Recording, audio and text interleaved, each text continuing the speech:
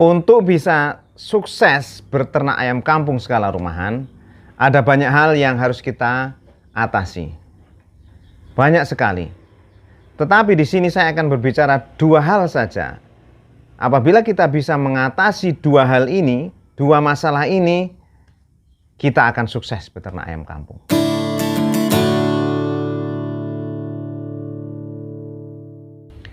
Assalamualaikum warahmatullahi wabarakatuh. Sedulur peternak sekalian dimanapun berada, semoga sedulur-sedulur semuanya diberikan kesehatan, kekuatan untuk taat kepada Allah dalam setiap saat dan keadaan, dan selalu diberikan kelonggaran rezeki agar kita bisa beraktivitas dengan normal dan selalu bersyukur kepada Allah Subhanahu wa taala dalam setiap saat dan keadaan. Beternak ayam kampung ini bisa dikatakan mudah, tetapi juga bisa dikatakan sulit. Tinggal bagaimana kita menjalaninya. Ada dua hal yang apabila kita bisa mengatasinya, maka kita akan sukses beternak ayam kampung. Dua hal ini memang sangat penting sekali. Yang pertama, menentukan bagaimana kita bisa mendapatkan untung dari beternak ayam kampung kita. Ada selisih di antara pengeluaran dan juga pemasukan. Dan yang kedua, bagaimana kita bisa survive atau bertahan di dalam beternak ayam kampung skala rumahan ini. Nah, dua hal itu akan kita bahas satu persatu. Kita mulai dari yang pertama. Yang pertama adalah masalah pakan. Bagaimana pakan ini bisa kita atasi? Maksudnya seperti ini. Bagaimana agar pengeluaran pakan kita lebih kecil daripada pendapatan kita di dalam beternak ayam kampung? Apa saja bentuknya pendapatan kita itu? Bisa dijual berupa telurnya, bisa dijual berupa DOC-nya, bisa juga dijual dalam bentuk berdaging atau ayam yang sudah umur 2 bulanan. Nah, atau bisa juga kita jual dalam bentuk indukan atau calon indukan. Apa saja produk kita yang kita jual ini harus bisa menutupi dan harus bisa melewati atau melebihi dari biaya pakan yang kita keluarkan. Nah, kita tahu bersama bahwasanya seperti yang kita ketahui bersama bahwasanya pakan pabrikan hampir setiap hari pakan pabrikan hampir setiap hari mengalami kenaikan harga. Atau mungkin setiap bulan lah ya.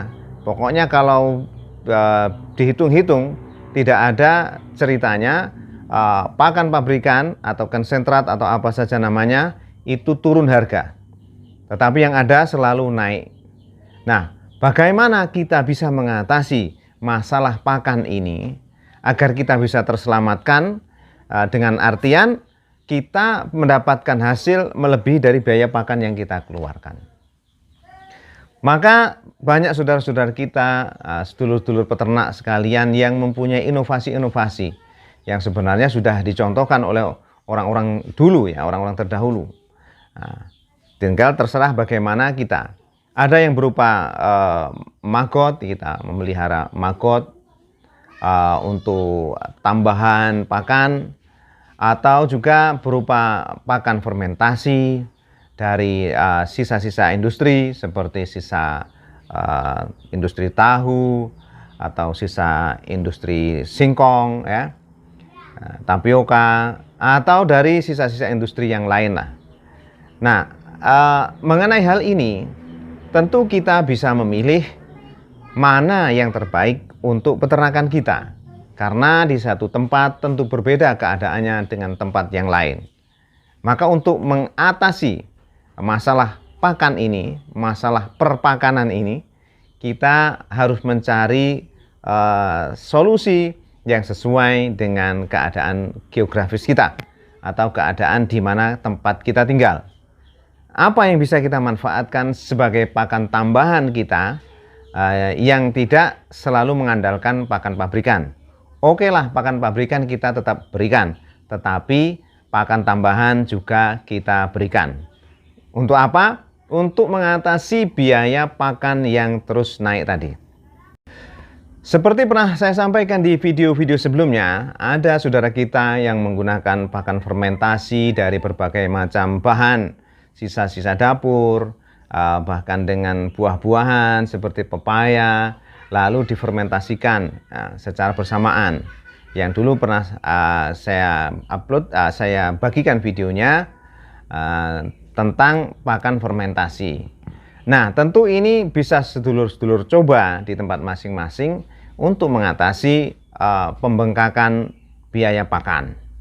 Atau juga pernah saya sampaikan di video sebelumnya tentang bagaimana seorang peternak yang mempunyai inovasi untuk membuat kandang lalat BSF atau maggot untuk penambah atau untuk mencukupi keperluan protein dari peternakan ayamnya.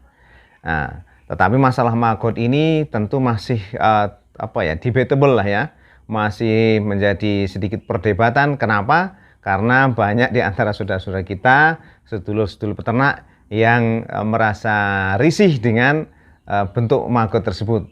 Walaupun kalau sudah terbiasa ya, tentu tidak ada masalah. Dan juga masalah kegunaan atau manfaat kepada ayam ini juga masih ada sedikit kontroversi lah ya. Nah, kita sekarang tinggal mau mengikuti pendapat yang mana.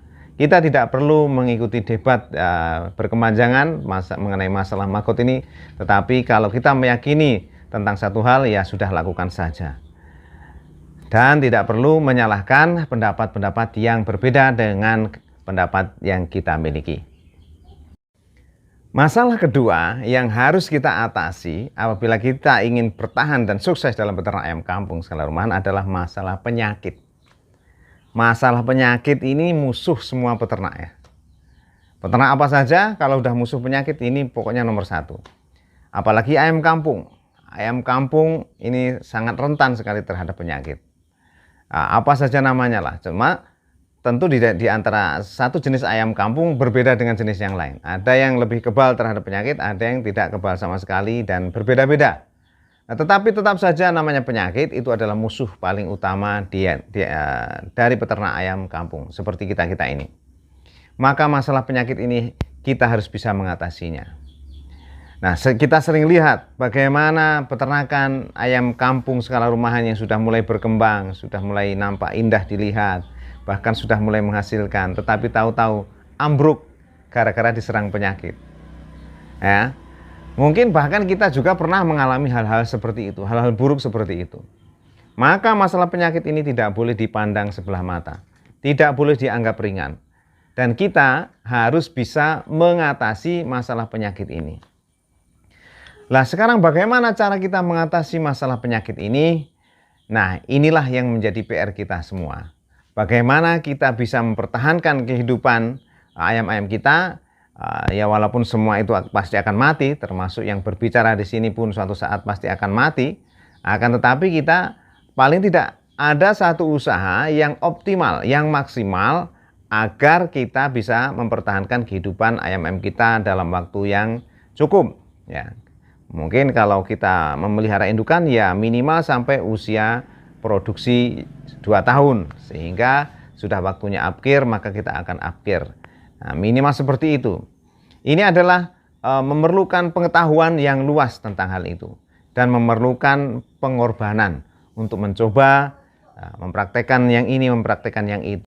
Saya akan menyampaikan beberapa hal yang bisa kita lakukan untuk mengatasi penyakit ini. Mengatasi penyakit ini tidak bisa ketika penyakit itu sudah datang.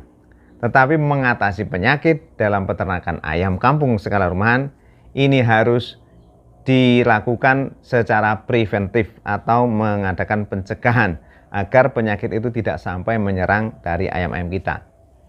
Nah, apa saja langkah-langkah yang sebaiknya kita lakukan untuk menjaga kesehatan ayam-ayam kita agar penyakit tidak sampai menyerang dan menghabiskan peternakan kita. Beberapa hal yang harusnya kita perhatikan dan kita waspadai secara seksama tentang bagaimana kita menjaga kesehatan ayam-ayam kita. Yang pertama adalah masalah perkandangan. Nah, perkandangan ini harus memenuhi standar. Saya sudah sering sampaikan di dalam video-video saya sebelumnya bahwasanya peternakan saya ini, peternakan kreatif TV ini, perkandangannya tidak layak untuk dijadikan sebagai acuan atau percontohan. Karena peternakan kami ini perkandangannya sangat sederhana dan tidak memenuhi syarat kesehatan. Silakan sedulur-sedulur mencari referensi pada peternak-peternak yang lain yang sudah mempunyai kandang yang layak. Mungkin banyak referensi-referensi kandang yang bisa sedulur-sedulur jadikan sebagai acuan kalau sedulur-sedulur ingin membuat kandang.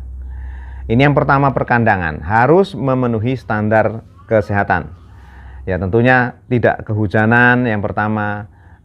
Kalau kepanasan tidak apa-apa selama masih ada tempat berteduh, tetapi kalau sudah kehujanan maka ini akibatnya akan fatal.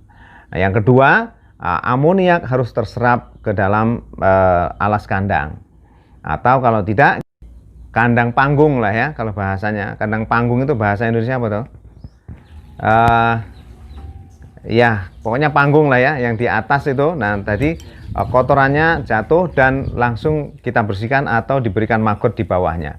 Nah ini akan lebih aman. Ini masalah kandang. Yang jelas tidak terkena hujan, tidak terkena becek-becekan, tidak ada air liar yang mengalir di situ atau melewati situ, melewati kandang kita. Dan yang kedua, alas kandang harus bisa menyerap amoniak atau kotoran yang dihasilkan oleh ayam-ayam kita. Lalu yang kedua, kita harus jaga kandang kita itu agar terbebas dari ayam-ayam lain, bahkan mungkin binatang lain, sehingga ayam kita tidak bercampur gaul dengan ayam-ayam liar tetangga-tetangga kita. Dan yang ketiga, kita harus menjaga daya tahan tubuh ayam-ayam kita itu dengan ramuan-ramuan dan juga pakan yang baik tentunya. Nah, mengenai ramuan-ramuan ini kita sudah sampaikan berulang-ulang di dalam video-video kita sebelumnya. Di antaranya adalah menggunakan air alkali. Banyak sedulur-sedulur yang mengemukakan pendapat mengenai air alkali, mempertanyakan apakah ini aman begini begitu. Tetapi saya bisa katakan bahwasanya air alkali ini aman untuk ayam-ayam kita, karena saya sudah menggunakannya, mempraktekannya selama setahun terakhir ini. Itu diantaranya. Tentu ada cara-cara lain mengenai jamu herbal yang sudah saya sampaikan juga di video sebelumnya, dan mengenai enzim. Nah, silahkan sedulur-sedulur mencari referensi sendiri bagaimana cara mempertahankan kesehatan atau stamina dari ayam-ayam peliharaan kita itu. Nah, apabila kita sudah mengatasi dua hal ini, yakni masalah perpakanan ya, dan juga masalah kesehatan atau penyakit, maka insya Allah sukses di depan mata kita. Nah, semoga dulur-dulur bisa mengambil manfaat dari video ini dan bisa menentukan bagaimana cara kita mengatasi dua hal ini. Karena saya tidak akan sampaikan sedulur harus begini, harus begitu, akan tetapi semua bergantung kepada keadaan sedulur-sedulur masing-masing. Karena setiap kita mempunyai daerah yang berbeda, mempunyai iklim yang berbeda-beda, juga mempunyai cara yang berbeda-beda dalam mengatasinya.